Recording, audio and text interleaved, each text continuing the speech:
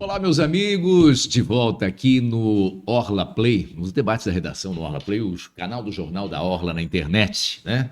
E mais uma vez, juntos hoje para dar um ampassã, para dar uma geral em tudo que está acontecendo no Brasil. A gente vai falar até de prefeitura que decreta ponto facultativo para você tomar banho nesse frio. Não é brincadeira, né? É verdade? Tá frio. Até o Guedes, que diz que já saímos do inferno com a inflação. Meu querido amigo companheiro de redação, sangue novo, o protegido do chefe. Ah, agora peguei. Tudo bem, Matheus? Matheus Vieira conosco hoje. Oi, Altair. Boa tarde a todos que estão nos Aí, tudo assistindo bem? aí. Tô ótimo, Você tá bem com o chefe, hein? faço meu trabalho muito bem feito. Tudo bem, Matheus? Tudo ótimo, Bom tudo você estar certo. aqui, viu? Prazer Que enorme. isso. Chagas, tudo bem, Chagas? Tudo bem, um abraço a todos, pessoas internautas e os telespectadores, por que Todos. não, né, ouvinte. Mas eu convidei o Matheus para sentar, ele falou, eu vou ver. Minha agenda é cheia. Você viu? Sabe por quê? Ah. Ele acabou de entrevistar um amigo meu de infância, que é uma referência no surf brasileiro, Cisco? o Cisco, cresceu comigo. Maravilha. Se não me falha a memória, Não o percam Cisco aí no Orla começou... Play, né? Quando vai? Vai para quando? Não, acabou de sair Foi ao vivo? Ao vivo. Aí. Legal. E se eu não me engano, É. o Cisco ainda surfava com prancha de madeirite. É, né? o Cisco o Cisco é da antiga. É que nem eu, Jurássico. Meu amigo Edson, tudo bem, chefe? Beleza, meu amigo. Você disse que estava com frio? Eu esqueci a jaqueta em casa. Fui almoçar em casa e esqueci a jaqueta. Tô com frio, né? Tá frio, pô. Tudo bem. Carpentieri está conosco aqui, o chefe, para a gente falar. Ô, você viu, eu brinquei aqui, mas é verdade. O Guedes, uma postagem aí, colocou que, mesmo acima dos 12% da inflação, nós já saímos do inferno. Eu não entendi, eu particularmente não entendi essa. O Guedes. Tá no G1, viu? Tá no G1, Sim, não tô inventando, O não. Guedes, aliás, ele nunca esteve no inferno. Ele tá no paraíso. Ele tem milhões de reais aplicados fora do Brasil, né? Que ele não confia muito no Brasil, pelo jeito. Então ele aplica o dinheirinho dele fora. Então, para ele, nunca teve inferno, né? Aqui é o paraíso. Aliás, o Brasil é o paraíso de quem tem dinheiro aplicado, né? Dos bancos, principalmente dos bancos. Enquanto o povo, coitado do povo, né? O povo espera, né? O povo é só um detalhe, na cabeça dessa gente. Não é tão importante, né, Chaco? Era o Chico Anísio ou o Jô Soares que tinha um personagem que falava o povo se exploda? Chico É o Anísio. Chico Anísio. Chico Anísio. O Matheus é novo, né? O povo que se exploda, né? Não, ele saiu do inferno e foi para o umbral, é isso. Agora, falando sério, o Carpentieri tocou num ponto, né? Além de ele ter recursos em paraísos fiscais, e não no Brasil, que prova que ele não confia no Brasil. Esse homem, quando ele sai do Ministério da Fazenda, da Economia hoje, ele tem um monte de informações que ninguém tem. Privilegiado, né? Privilegiado. Imagina esse homem depois de cumprir a quarentena. Ele vai poder prestar consultoria para bancos, para as próprias consultorias particulares. Então, depois de 4 anos, desculpe o termo, mas de enganar, ele só enganou, ele sai com uma informação incalculável para ganhar muito mais dinheiro do que já ganhou até agora. Aliás, o poder público, ele não paga bem para essas pessoas. Essas pessoas elas entram no poder público, principalmente no Banco Central. Ficam 4 anos saindo do Banco Central com informações que são, como você falou, privilegiadas ou preferenciais. Isso no mercado tem um valor danado. Ô, Matheus, eu sei que você... Ontem nós falamos de economia aqui, você estava no programa, você viu aqui, nós tivemos um economista aqui ontem, e essas declarações do Guedes. E eu não sei se você vai ao supermercado, como jovem, mas no dia a dia você sente isso, né? Claro, pô. 12%? A gente tenta... Eu vivo em casa com mais 4 pessoas, né? Uma família inteira, criança, adolescente, eu que trabalho, meu pai. E a gente sente, cara. A gente comia bife de alcatra no almoço, tivemos que passar patinho, depois o patinho já não dava mais. Aí vai pra carne suína, pro frango, né? Foi pro frango. Aí tem dia que o frango não dá, aí vai pro macarrão. Então, cara. e fora isso, não dá pra dar um rolê com a família, porque a gasolina tá cara, então não tem gasolina no carro, já não dá pra sair. Então a gente vai ficando cada vez mais acuado, né? A coisa tá complicada aí, mas o inferno é só pra gente, né? Você já lembra aquela novela A Viagem? O Guedes e o governo, eles ficam ali, realmente, onde o Chagas disse, no umbral, que é o purgatório. Ali, né? Eles ficam ali e fingem que sofre, tá ali, não aprende, fica lá para sempre. Ô Edson, o Matheus falou um negócio que legal aqui, né? Abordou numa... Antigamente, a gente que eu falo, o povo, né? Todos nós, tínhamos uma outra condição de vida, né? De poder ir no supermercado, no açougue, você comprava acessível a carne, né? É um negócio... Nós estamos falando de coisa boba, mas é o brasileiro, é a comida do brasileiro. Isso hoje é um luxo. Sim, mas nós passamos por uns períodos, nós mais velhos, né, nós vivemos o período da hiperinflação no Brasil. Sim. Que a gente chegava no supermercado de manhã, era um tarde? preço, meio-dia era outro e à tarde era outro. Fechava As outro. maquininhas tinham funcionários só para remarcar. Né? Então aquele foi um período terrível. E o risco é a gente voltar a algo semelhante, né? Por descontrole do governo, infelizmente o Guedes e esse governo parece que não tem a menor noção de economia mesmo, a coisa desandou.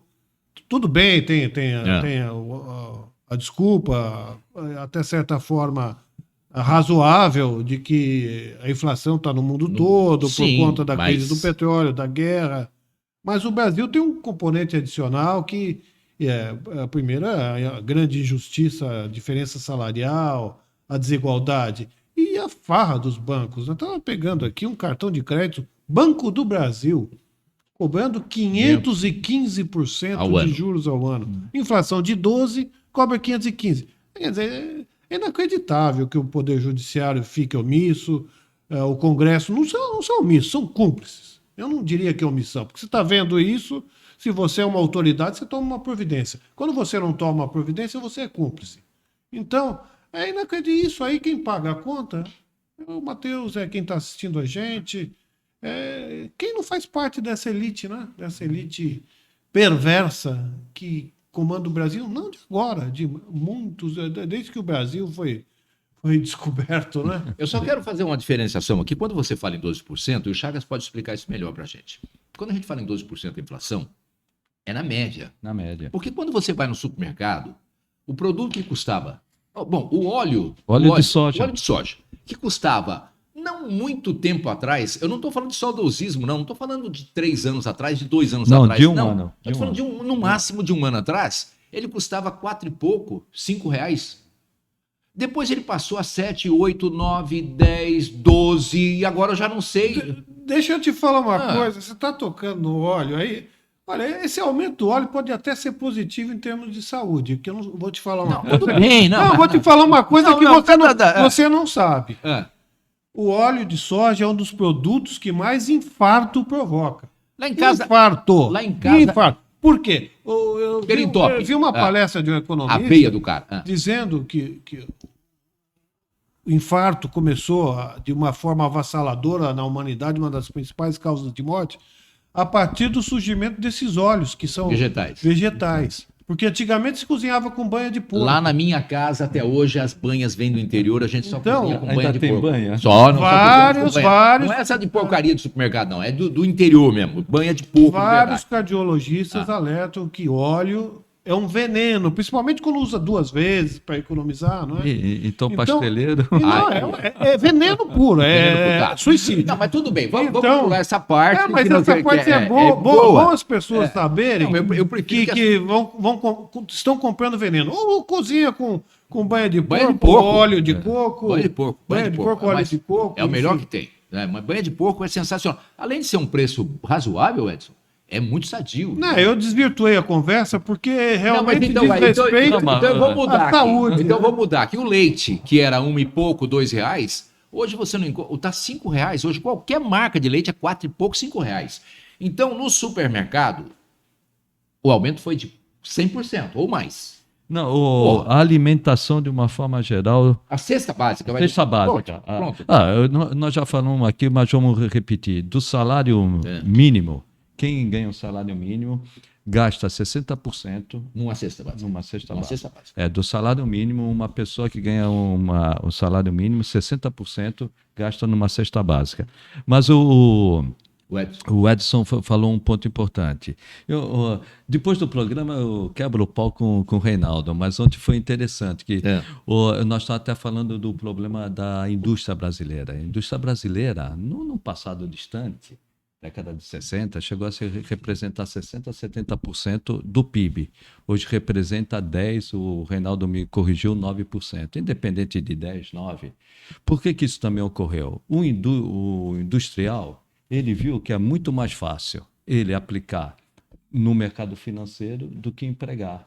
Um grande problema que nós vamos ter daqui para frente, independente de quem ganha a eleição, nós vivemos um capitalismo financeiro. Não compensa. Não compensa hoje investir na indústria. Eu não vou falar em infraestrutura, que é outra coisa. Na produção. Quando você tem um capitalismo financeiro... É muito arriscado. Rendendo mais. São os juros mais altos do mundo. Do mundo. E quando fala, o mundo passou pela pandemia, passou. O mundo está passando pela guerra, passou. Porém, só 2 países têm taxa de juros acima de 10%, desemprego acima de 10% e inflação acima de 10%. E um desses 2 países é o Brasil. E o outro é a Turquia. Pronto. Ô, Matheus, deixa eu perguntar uma coisa para você. Brasília fez 1,40 e pouco, 1,4, né, na madrugada de hoje. Tudo isso? Isso. Foi o maior frio da história de Brasília. Você acha que é castigo para matar o pessoal lá ou não?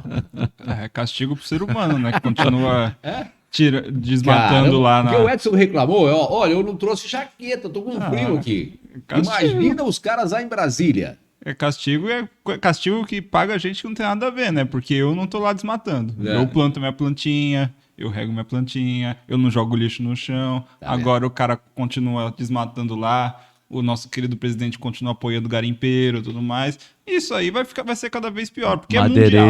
Madeireiro. É mundial, porque não é só aqui. Mas como dizem aquela fake news que a Amazônia é o pulmão do mundo... A gente sofre muito, a gente vai sofrer e vai sofrer cada vez mais. Vai sofrer cada vez mais. Porque eles estão desmatando cada vez mais, estão poluindo cada vez mais. E vai ter aquela galera que vai falar assim: mas o clima é cíclico. Porque a gente teve a era do gelo. Olha, na era de Brasília. O europeu também desmatou. Eles não têm mais nada. Na era, na vida brasiliana, né? Que não é. Brasília tem quantos anos, Edson? Foi em 60, inaugurado em 60. 62. Eu tenho 62. Mas o Matheus tocou num ponto. Já para dar 1,4 na história, nada igual. A minha sobrinha mostrou no São Paulo, ela mora em São Paulo, mora ali perto da Paulista, 2 graus de madrugada. Eu vi nos jornais sensação térmica de menos 20 graus, não sei aonde. Nossa. Foi São Paulo, uma coisa assim que eu falei, não é possível. Não, no sul é a sensação térmica, não é a temperatura, sim, mas é a sensação, né? Mesmo aquele termômetro maluco lá, né? Mais de 2. Mas só voltando ao assunto, a fake news, né, que falam, a Amazônia não é o pulmão do mundo, porém ela mantém o equilíbrio. Sim. O grande problema, né, da Amazônia é manter... Mas continua se desmatando muito ainda. Que nenhum. O ecochato. Eu não sou ambientalista, mas vou me tornar um ecochato. Ontem, aquele ciclone aqui, aquilo é o Santos, onde tinha ciclone na nossa infância. Isso é tudo consequência do desequilíbrio do clima no mundo. E a Amazônia tem um papel importante do equilíbrio climático do mundo. E nós estamos desmatando. Nós estamos na era do bandeirante, né? Devasta tudo para crescer. Ô Chagas, eu quero só contar um milagre aqui, não posso contar o santo. Lembrando que você falou que uma frase do Guedes, que saímos do inferno e entrou no umbral. Certa vez, eu encontrei com um político de Santos. Você não pode falar, né? Não vou falar o nome. Tá. Nenhum, hipótese alguma. Mas é homem ou mulher? Homem. Em frente à Casa do Café, ali na Praça da Independência. Já ficou mais fácil, vamos lá. Tinha acabado. Não dá para saber quem eu não vou falar. Mas tinha acabado de passar aquele filme Nosso Lar. E o Nosso Lar tem um umbral, que as pessoas sofrem muito no umbral. Sofrem terrivelmente pelo que fez de errado na vida terrena, né? Essa é a noção do filme espírita, né? E eu encontrei com esse político e ele tinha acabado de assistir o filme, ele estava assim, completamente fora do ar. E ele falou, ó, vou parar com a política, e de fato parou. É Vou mesmo? parar com a política, vou parar com aqueles trambiques que a gente fazia, aquelas coisas, aqueles negociatas lá. Então não é que quero... nós estamos Não pensando. é, não é. Já estou eliminando aqui uma Não, meia elimina dúzia. quem você quiser, mas Tá. não vou falar o nome. Mas foi assim uma coisa incrível, porque ele falou, ó, eu não quero mais saber disso. Depois que eu assisti esse filme, que eu vi o que é umbral, tô fora. Então, Tem gente que não acredita, né? mas tem gente que acredita. No caso, ele Ele acreditou. acreditou. Não sei se, provavelmente não devolveu eventuais propinas que tenha recebido. Eu não sei, não me interessa também, não quis perguntar, não entrei em detalhes, só ouvi, registrei e não falo o nome porque seria muito Em algum delicado. momento né? da vida, Não se as se faz pessoas, isso. se todos chegassem a essa conclusão, né? O mundo seria muito melhor. Muito melhor. Eu não estou falando nem que as pessoas nascessem assim, mas em algum momento da vida as pessoas passassem a perceber que existe algo superior, algo além do que a gente está aqui. Não acaba aqui isso. Né? E se existiu um umbral, durante a pandemia, muita gente vai ter que pagar essa conta. viu? Uma autorreflexão. Você vai pro Brau, Chara? Eu acredito que não. Tá vendo, não, né? Eu tô tentando fazer o possível para não ir. Eu viu? também tô tentando para não ir pro Brau. Olha, eu não falo ir daí para a morte, né? É. Isso aí eu não falo. Olha, gente, só mudando aqui um pouquinho de assunto para uma coisa mais legal, mais leve, sem celular, Alckmin na primeira fila. Os bastidores do casamento do Lula. E aí, casou com a Janja? Olha, eu gostei muito do vestido da Janja. Achei que foi muito Eu não bonito. vi isso, eu vou dizer, viu até isso. Bonito, muito Rapaz. bonito. Agora, o terno do Lula eu achei muito brega. Brega, mas, brega. mas é opinião. Um azulão, né? Viu a cor dele, eu achei extravagante, fora de tom, fora de mau gosto, né? É. Mas gosto não se discute. Agora, Claro. o vestido Da Janja. possível primeira-dama, eu achei muito bonito, de bom gosto. Ela é socióloga, né? Socióloga. socióloga. Agora, o que mais me impressionou, tem um grande amigo meu, professor inclusive foi o professor dos meus sobrinhos, intelectual. Ontem eu encontrei com ele, eu já até contei essa história hoje de manhã. Encontrei com ele e ele virou para mim e falou, já viu? O Lula era apaixonado pela mulher e vai casar de novo. Aí eu não aguentei. Aliás, o Lula já matou 2 mulheres, né? Não, ele não matou, morreu. Mas assim, no popular o pessoal fala, não, cara, mas aí o Lula já matou 2. Não, né? mas você... Eu até falei para ele, olha, vamos criticar o Lula? É. Porque ele elegeu a Dilma. Por erros políticos. Não por ele casar Tem de todo o novo. direito de casar. Todo mundo tem o direito de ser feliz. Né? É um absurdo que nós chegamos. né? E aí a gente já entra numa seara particular. Né? Não, eu acho que todo ser humano Mano, tem direito à felicidade. tem direito à felicidade. Se a gente não partir desse princípio, então a gente está doente também. né? É um problema Então, dele. agora, a única ressalva que eu fiz, até comentei aqui na redação, na relação dos convidados. Eu falei, poxa, o Lula não convidou o Eduardo Suplicy, que teve uma história de vida ao lado dele, defendendo o PT junto, ajudou a construir o PT, e convida o Gil do Vigor. Na comparação, quem representa politicamente o Gil do Vigor na história do Lula e do PT com o Eduardo Suplicy? Eu achei que foi uma deselegância, um equívoco. Foram 150 convidados. Um equívoco do Lula, mas o casamento é dele, ele convida quem ele quer. E a gente não tem nada que dar palpite, eu estou falando até demais. É problema do Lula, ele convida quem ele quiser, que esteja feliz. Dele, a mulher é dele, o casamento é dele, que sejam felizes. Mas vocês Tem lua de mel, hein? Tem lua de mel. Mas vocês acreditam que eles discutiram lua de mel? Eles discutiram política lá. Aí o Suplicy tinha que estar. O Lula vive política 24 horas por dia. Né? Só mudando aqui de pato pra ganso. Fica à vontade, Matheus. Eu conduzo aí, porque hoje tá meio bagunçado aqui. Não, é melhor você pôr a ordem na casa. Não, a gente teve aí, talvez, como é que eu posso dizer? Um avanço no sentido bolsonarista da coisa, do homeschooling. Vocês chegaram a ver isso? O homeschooling. Foi aprovado na Câmara, tô vendo aqui. Foi aprovado na Câmara? Foi aprovado na Câmara, com 264 votos a favor, né? Pavor é o que eu tenho do homeschooling. Sim. E 144 contra e 2 abstenções. A abstenção é terrível, né? Eu tenho professoras na família de carreira que dizem que é um atraso.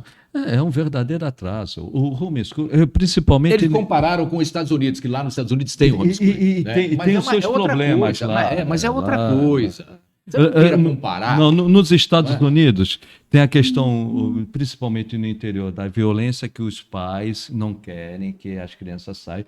Tem a questão ideológica e tem a questão também religiosa. Então, é uma coisa muito particular de lá. Estão à nossa frente quantos anos? Aí é outra coisa. E essas pessoas, normalmente, elas não conseguem se inserir na sociedade. E aí que eu ia pegar. Nós passamos 2 anos de pandemia. O nosso ensino já é atrasado. Nós passamos 2 anos de pandemia que as pessoas esqueceram até o que aprenderam. Quando nós temos que avançar, é o que o Matheus falou, é um retrocesso. Quando o homeschooling, o que é? Os pais vão ensinar a criança em casa. E um dia essa criança vai ter que sair para a rua, seja lá quando for. Ou com 16, ou com 30 anos, ou com 40 anos. Eu acho muito difícil esse processo. Vai ter que encarar a rua. Quando for encarar a rua, não vai saber divergir, como a gente faz muito aqui. Não vai saber se inserir na sociedade. Vai virar uma pessoa isolada, além de... Não vai ter condições de competitividade no mundo como hoje, aprendendo em casa. A educação é família e escola. Se a gente já reclama do colégio público, Edson, como é que você em casa vai poder passar todo esse conhecimento para uma criança? E é só sua visão. Explica para mim. Só sua visão. Só sua visão. E com conhecimento, que preparo você tem? Será que as pessoas são preparadas? Alguns podem ser, mas uma parte muito pequena. Como é que você passa história, geografia, matemática, inglês, sei lá o quê? É um atraso, mais um retrocesso que a gente vive. Quando a opção é totalmente equivocada. Quando nossa visão hoje deveria ser investir no professor, investir na escola, na qualificação do professor, sempre buscando maior qualificação, e para isso precisa dar condições de trabalho e bons salários, né? O professor, de um modo geral, ganha muito pouco no Brasil, não é uma atividade reconhecida, né? Eu acho que, assim... Eu nem sei como é que ainda se forma um professor no Brasil. Professor policial também, que sai todo dia na rua aí, colocando a vida em risco. O pessoal da saúde. Saúde policial. São 3 coisas aí, professor, saúde, policial educação e segurança. A área de saúde tinha que ter muito especial. Melhor remuneração, muito especial. E mais qualificação também, né? É como disse aquele rapaz, eu não sei quem foi, eu vi na internet, mas foi num programa do Jovem Pan, que ele falou assim, em Cuba funciona 3 coisas. Saúde, educação e segurança. Só. Não precisa de mais nada, né? Mas ele falou num tom de crítica, tá? Só funciona isso lá. Mas aí, se você tiver realmente na plenitude a segurança que nós não temos no Brasil, e olha, eu estava vendo hoje em um jornal aí, um telejornal, em São Paulo são furtados, me parece, 40 celulares por hora. Por hora em São Paulo, não é por dia. Eu até achei que era dia, depois eu vi, não, é por hora. Então você vê, 10 horas, 400, 20 horas, 800. 24 horas, quase 1.000 celulares aí, rapaz, por dia em São Paulo. Estou falando só dessa cidade de São Paulo.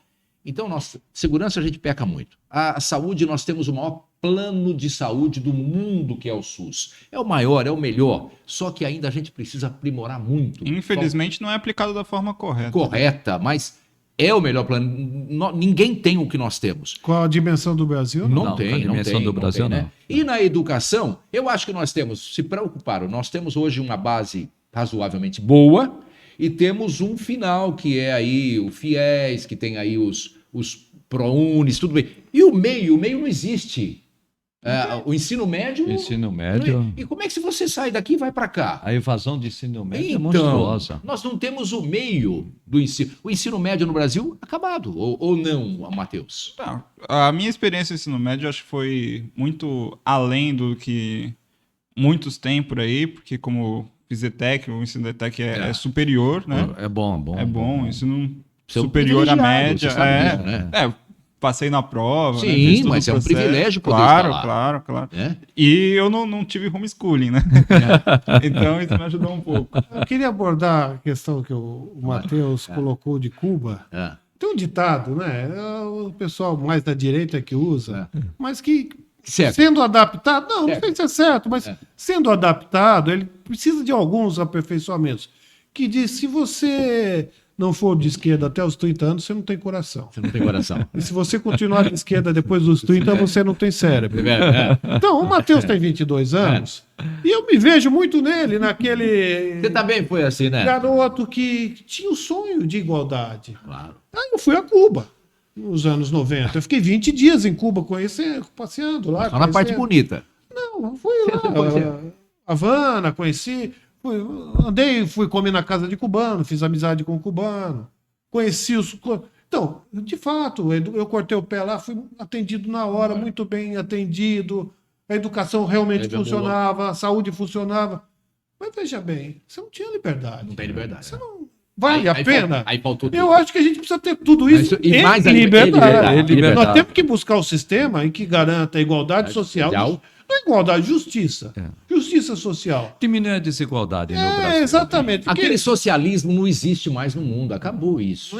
É um sonho, seria um sonho. É um sonho. Todos nós. Todos nós tivemos a camiseta do Che Guevara, não tivemos? Sim.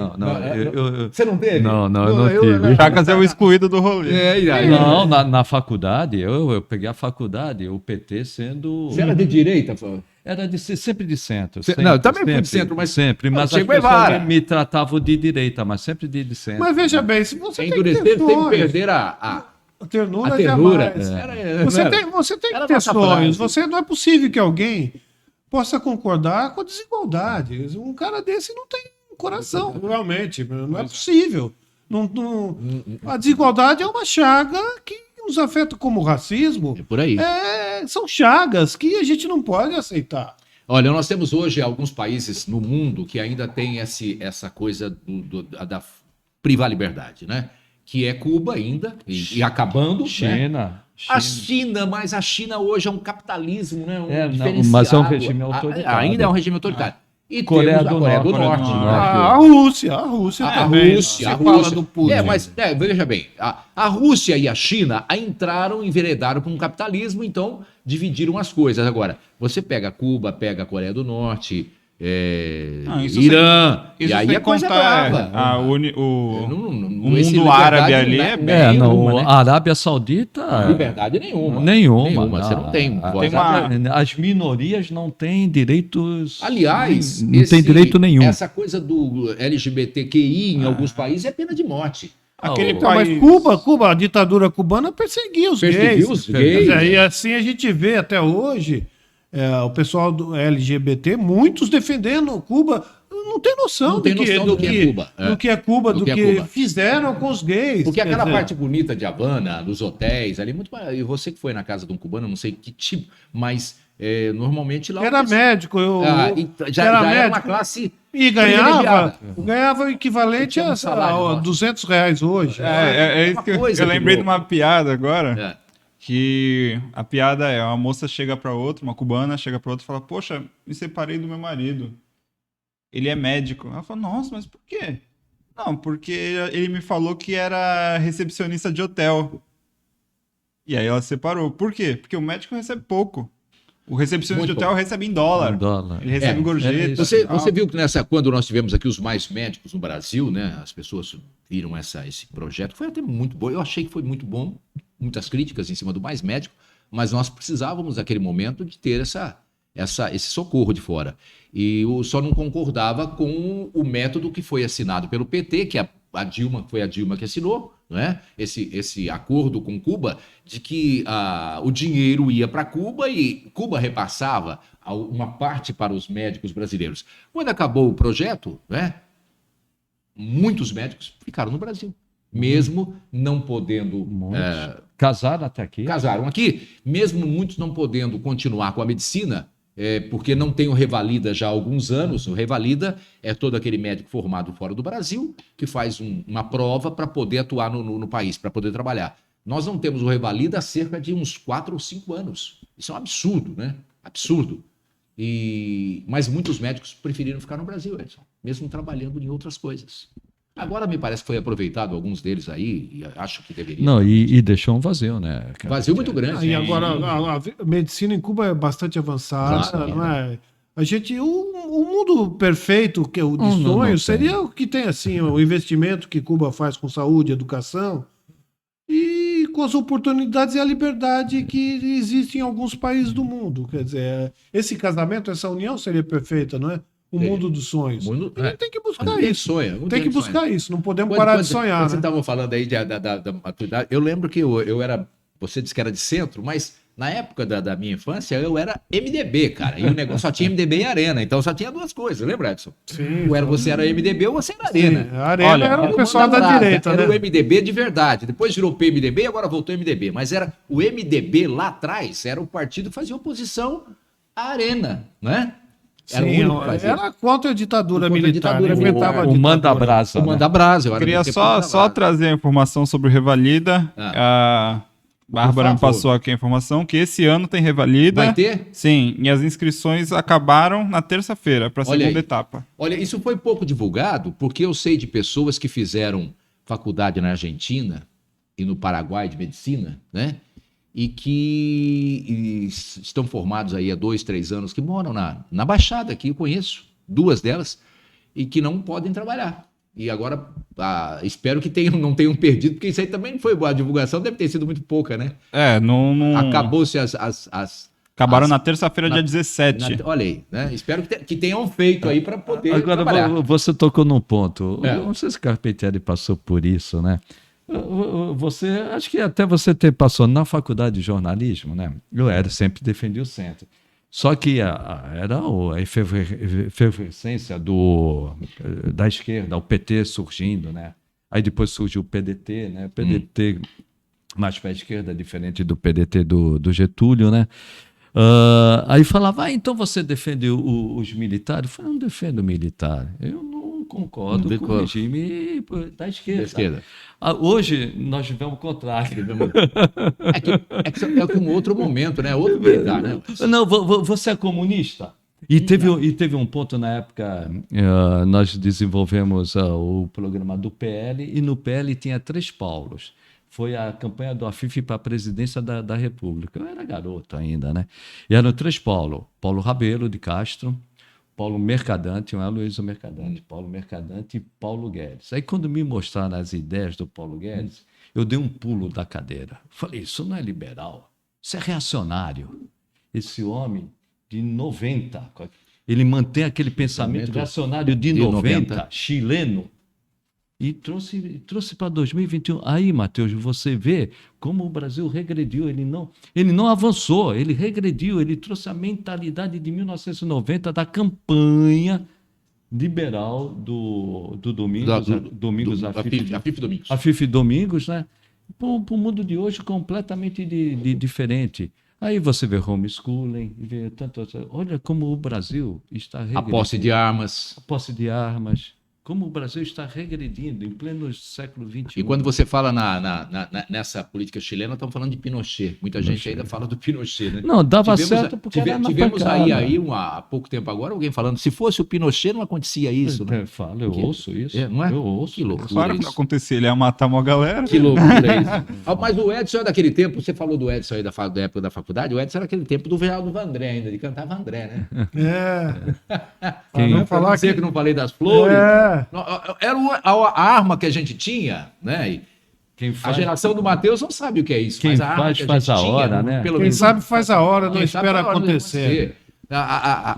As armas que a gente tinha eram umas músicas de Chico Buarque, né? Que pouca gente entendia. Geraldo Vandré.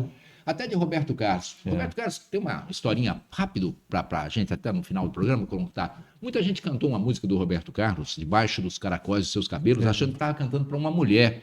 E ele estava falando do Caetano Veloso no exílio. E até o Roberto Carlos fazia música naquela época de protesto. E muitos anos depois... Mas era tudo numa escondida, né, Edson? Senão na surdina. Na surdina.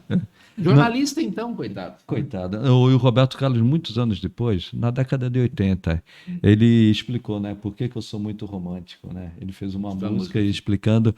E uma música que marcou muito, vocês são as armas que nós tínhamos. O Geraldo Vandré, quando fez Disparada, cantada pelo Jair Rodrigues. Porque gada gente tange e mata, fere, engorda e mata, mas com gente é diferente. teve o festival, né? O pessoal, Os festivais eram a porta aberta para esse tipo de coisa. para o protesto, né? Sim, a gente estava falando aqui com o Cisco sobre como o surf, né, a contracultura é importante, como Santos é a Califórnia brasileira e tal. Até não muito pouco tempo atrás, o surfista era taxado como vagabundo. Não, maconheiro. Maconheiro, Sim, não é? sim. Radialista, vou falar para você de radialista, não prestava. Lembra disso aí, o Edson Carpentier? A época que radialista falava, o que você... Não, minha filha está namorando radialista. Pelo amor de Deus, não presta. Artista não prestava, artista era... Principalmente o pessoal ligado ao teatro também. Também, qualquer artista, cantor, ator, radialista... Hã? Balbúrdia. Entendeu? Então, é a contracultura. E hoje o surf, né? Sim. O skate. Da medalha olímpica, amado, não dá? O skate, Claro. surf, Mas nós mudamos. A gente progrediu muito, mas como colocou... Mas a gente também não foi regrediu. muito longe, não, porque se a gente for parar a pensar aí agora, o cara que foi preso aí, o Cupertino, matou a filha porque namorava um artista. Matou o artista e a família dele, né? Foi preso agora, depois de quase 3 anos. Então foi a gente não mudou muito, não. E infelizmente aí a filha vai ter que viver com isso para sempre agora, né? Que o pai matou o namorado. Ainda existe um preconceito muito grande. O Brasil é um país muito preconceituoso, é um preconceito velado. Mas o Brasil é um dos países mais preconceituosos que eu imagino aqui, dos países que se dizem democráticos, né? Democráticos. O país talvez seja um dos mais... Democracia liberal, eu acredito. Mais ou menos. Não, é verdade. Você vê a Índia é pior, o México é Arábia, pior. O México é pior, tá ali do lado dos Estados Unidos. Dos Estados Unidos. Mas eu fiquei um tempo no México. Mas a gente Eles são bem mais conservadores que o brasileiro. Eu acho que a gente tem que se mirar, sabe aonde? Nos texano. Estados Unidos, na Europa. Bom, mas aí... Vou me igualar agora com o cara que está fazendo tudo errado lá? Não estou falando isso, mas se você comparar potências econômicas, a Índia está na nossa frente. A Índia. Quer dizer, é um país que tem mais de 1 bilhão de habitantes. Quer dizer, não é um país eco. Não, é um país gigante. E tem um país autocrata gigante. E olha, eu vejo alguns filmes assim indianos, eu fico assustado com o nível de atraso que é lá. A mulher lá não tem direito nenhum. Nenhum, absurdo. Na Rússia, você sabia que o marido tem direito de bater na mulher? Tem direito, não é? Na Rússia? Uma vez por ano. Ele tem direito de bater na mulher.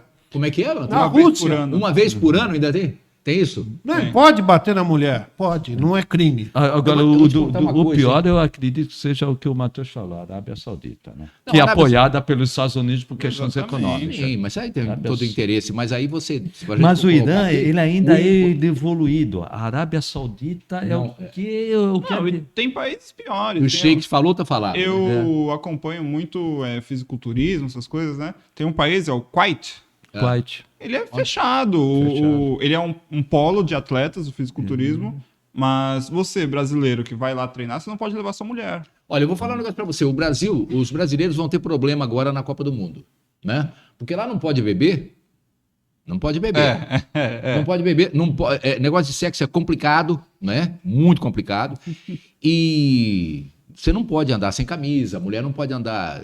Tudo velado lá, né? Tudo velado. Eles dizem que vão dar uma relaxada. A FIFA está se preocupando com isso, até tentando liberar a bebida, o álcool, dentro do hotel onde os brasileiros estiverem, ou o turista tiver, mas nós vamos ter problema. Lá, na verdade, é tudo velado, né? As festas são dentro do apartamento e tal, e é tudo assim, né? Olha, não fala muito não, porque se fizer muito barulho, vai vir os caras aí, meu. E, contrato, fala com o Sheik, não sei o quê. Mas eu vou ainda continuar que o Brasil ainda é um país muito preconceituoso. O maior problema no Brasil, eu acredito que seja a desigualdade. Eu concordo, Chagas. Eu acho que a desigualdade me incomoda demais os privilégios que a gente vê.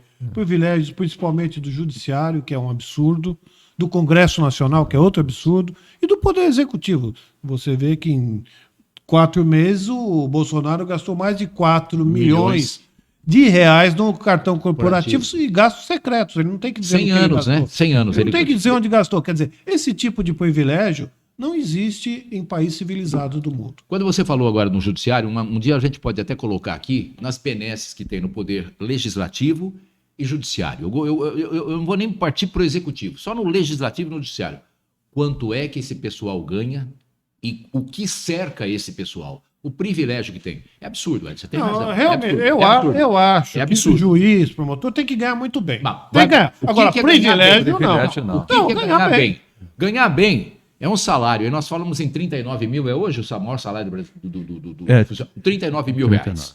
39 mil reais para um ministro, né, do Supremo Tribunal Federal seria um bom salário se ele tivesse uma casa paga pelo... Sabe? E tá tudo certo.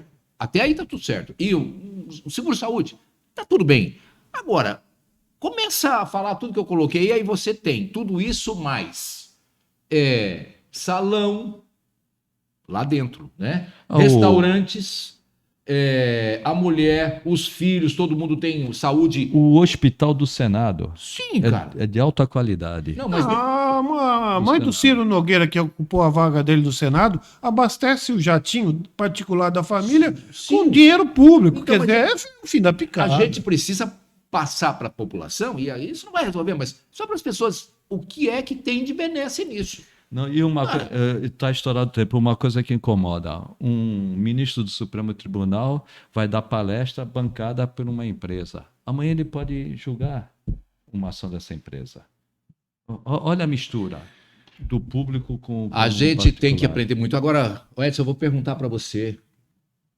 Tu, assim, você acha que isso a gente consegue acabar? Como é que vai acabar com Daqui a isso? 200 anos. Tá certo.